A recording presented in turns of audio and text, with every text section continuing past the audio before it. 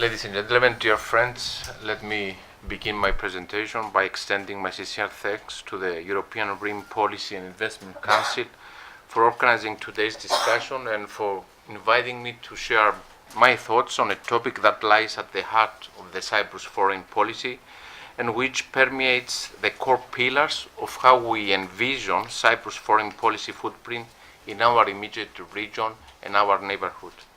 The title of my intervention, Cyprus and the Future of Eastern Mediterranean Security and Cooperation, masterly encapsulates some of the core elements of Cyprus' efforts in recent years in what is not only our region, the Eastern Mediterranean, but also a region where developments have proven to have a deep, long-standing impact in Europe and beyond. And so, with this indisputable assessment in mind and being an inherent part of the region, we have set in recent years on a journey to fully utilize our role. As a country that lies at the crossroads of Europe, Middle East, Africa and Asia, at the southeasternmost state of the European Union, with historically excellent relations with its neighboring states, Cyprus has embarked on constructing a new narrative for the Eastern Mediterranean, bolstering its role as a geostrategical bridge.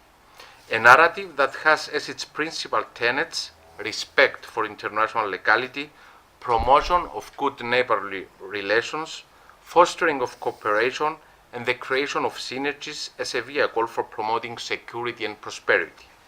To move beyond conflict that for so long became a trademark characteristic of our region, our premise is that we must bolster cooperation and collaboration. Prior to outlining our efforts to create this new narrative for the Eastern Mediterranean, I would like to express my appreciation to IPRIC for its exceptional work, including through its programs on regional security, democracy and rule of law and energy. When the organization was founded in 1999, the Eastern Mediterranean was not so much on the headlines as it is now. Very few, I believe, were able to identify or predict that this area, immediately adjacent to the European Union, will have such an effect on Europe. We see that effect today with the humanitarian migration crisis, the root causes of which are to be found in this region. A crisis that has had a profound effect on Europe, threatening even its cohesion.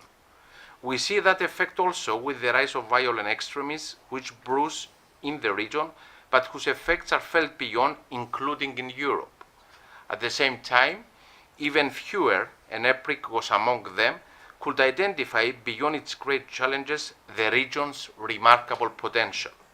The discovery of substantial energy deposits in the region, which have become a trigger for cooperation between the neighboring countries, are testament to this potential and to the transformative effects energy could have, not only for the countries in the region, but also in advancing Europe's energy security goals through diversification of routes and resources. Dear friends, in discussing the future of the Eastern Mediterranean security and cooperation and Cyprus' role and perspective on this, I would like briefly to outline the three core pillars of Cyprus' foreign policy and how this also became a vehicle for building a more secure future for the region. Our goal over the last years has been to move beyond a monothematic foreign policy, projecting into a diverse, polythematic one, utilizing Cyprus' unique characteristics, amplifying its geostrategic value, and promoting a vision for our region that resonates well beyond its boundaries. The rationale is that the benefits accrued from this strategy will have a beneficial ripple effect in our efforts to achieve our number one priority at the epicenter of our foreign policy, which is to Cyprus and its people, and allow them to reach their full potential, which the current division hinders. The multifaceted foreign policy I have referred to it is anchored on three main pillars. The first pillar is the enhancement and expansion of our relations with countries in our immediate region, the Middle East and the Gulf. At the core of these first pillars is geography and the unique geographical position of Cyprus on the map that I have referred at the outset. In the last few years, our determined efforts has focused on reversing history's narrative and transforming our geographical position into a blessing, placing it at the forefront of our geostrategic value. Building on the traditionally excellent relations with our neighbors, we have worked methodically in deepening our ties and building cooperation that yields tangible results that are beneficial not only for the countries involved, but also for the region as a whole. Indicative of this priority is the fact that within the first month of assuming office, I visited Israel, Egypt, Lebanon, Jordan, as well as Saudi Arabia and United Arab Emirates. Last month, I visited Kuwait, and there are upcoming visits planned in the coming weeks for Bahrain and Oman. Beyond the bilateral value of this effort, our actions are underpinned by a long-term vision for our region that we believe is important also for Europe. At a time of shifting of powers in the region, we see significant added value in increasing EU involvement in the region. We believe that our vision for the Eastern Mediterranean is relevant because the region is highly relevant. We keep making the case at every opportunity in Brussels that unless Europe turns its attention to this region, it cannot effectively come out of the challenging juncture it is in currently. We believe that Cyprus, a member state of the Union and at the same time a country of the region with historically close and excellent bilateral relations with its neighbors and a deep understanding of the dynamic of the region, can play a catalytic role in this direction. We are investing political and diplomatic capital in the region because we believe in the region's increasing geostrategic importance, which relates not only to its challenges but also to the promises it holds. The Middle East and Gulf region is witnessing a remarkable demographic and social change. The shift in global economic power that we have been witnessing has in fact placed the Middle East firmly in the middle of the world's fastest growing markets and at the heart of fast growing trade flows. I refer to energy in my introduction precisely because it illustrates the potential of the region. According to relevant studies, the Eastern Mediterranean region holds enormous quantities of natural gas and oil. In fact, the total quantities of natural gas in the Eastern Mediterranean are estimated to be 9,700 billion cubic meters. So far, approximately 2,800 BCM have been discovered in the exclusive economic zones of Cyprus, Egypt, and Israel. The presence of energy giants in the region such as ExxonMobil, Eni, Total, Noble, Shell are proof of this potential. Our viewpoint is that hydrocarbons can become the new coal and steel in a new regional context, a tool for cooperation and synergies that will contribute in meeting the energy security needs of the region and that of the European Union, and gradually contribute to greater stability in relations among neighboring countries and promote security and peace. Having realized the energy potential, we embarked in negotiations that led to the conclusion of delimitation agreements with Egypt, Israel, and Lebanon. The delimitation of our seas has created a new regional dynamic and a new diplomatic framework. The trilateral cooperation mechanism we have established were in fact triggered by the energy developments in our region, with the realization that these developments have the potential of also reshaping the political map of the region. Working closely with Greece and others in the region, such as Israel, Egypt, Jordan, Lebanon, Cyprus has created these innovative cooperation fora that are arguably one of the most successful additions to Cyprus' foreign policy footprint and a manifestation of our strategy to create synergies and forge closer cooperation with modern countries in the region in a broad range of areas, from political and economic cooperation to security, energy, education, innovation, and agriculture. The central premise of the trilateral cooperation is that they have a positive agenda and are an instrument for promoting cooperation. They are neither exclusionary nor exclusive, nor are they directed against any third country. Moreover, in terms of thematic, they constantly evolve in areas where there is a comparative advantage, including broadening the trilateral format to bringing in additional partners in specific fields. For example, Cyprus, Greece, and Israel have expanded their talks to include Italy and the European Commission in our discussion of cooperation on energy-related issues. At the latest trilateral with Israel, we finalized the text of the intergovernmental agreement between Greece, Cyprus, Israel, and Italy on the East Med pipeline. We are also currently in discussions with France on the creation of a new cooperation formation in the region with the participation of Cyprus, Egypt, and Greece, including in the field of security. Moreover, we are exploring the possibility of having a quadrilateral thematic ministerial meeting in 2019 with the United States, specifically on issues of energy and security. The fact that the trilateral mechanisms have attracted the interest of other countries is a recognition of their success and of the growing understanding that this form of regional cooperation contributes to collective efforts to address challenges. The recent decision of the Council of Ministers to create a permanent secretariat in Nicosia for the trilaterals will not only solidify the progress achieved, but will also create additional momentum going ahead.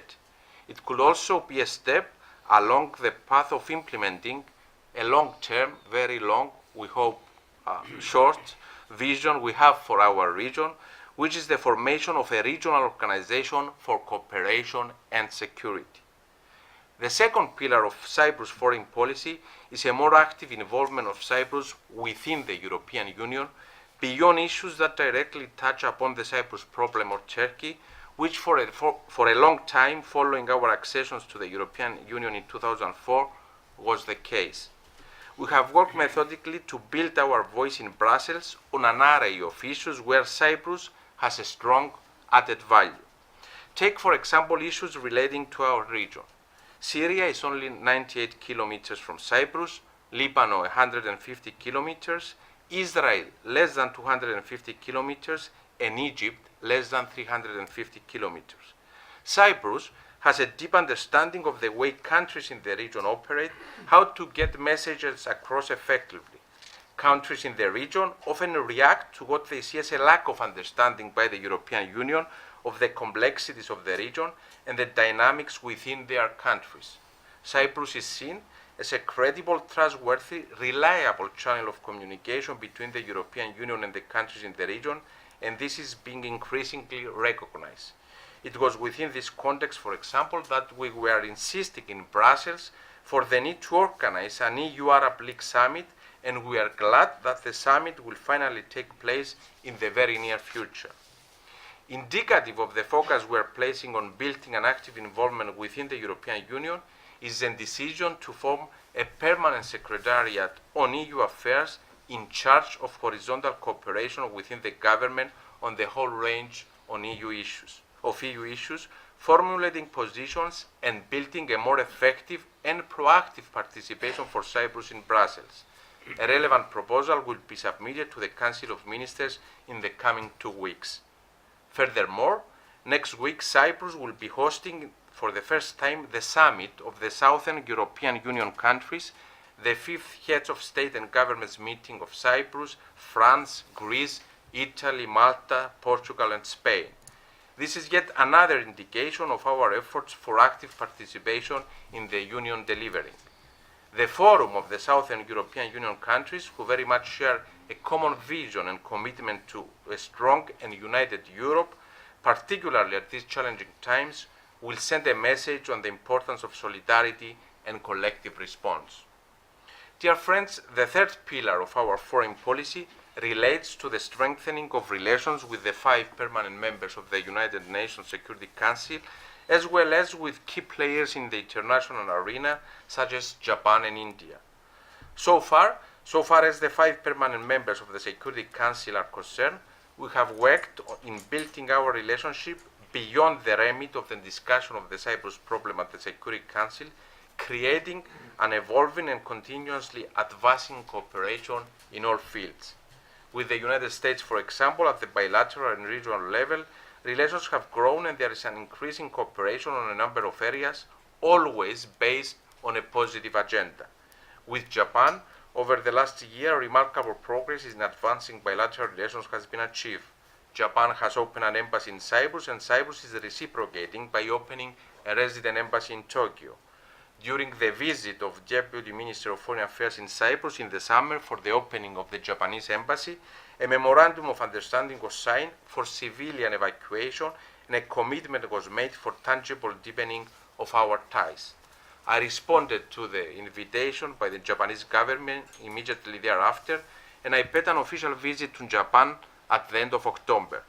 The consultations were eye-opening on the commonalities between Cyprus and Japan's foreign policy, the commitment on rule-based international order, the importance of promoting stability and security in the Eastern Mediterranean are also a priority of Japanese foreign policy. The preparation of visits to both Russia for the second time and China, countries with whom Cyprus has a long history of excellent bilateral relations that are constantly growing, is underway and are expected to take place in the immediate coming months.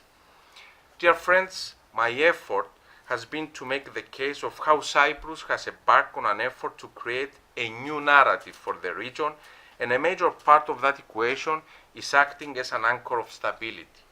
An indispensable component of this role is our active role in the area of regional security and countering terrorism.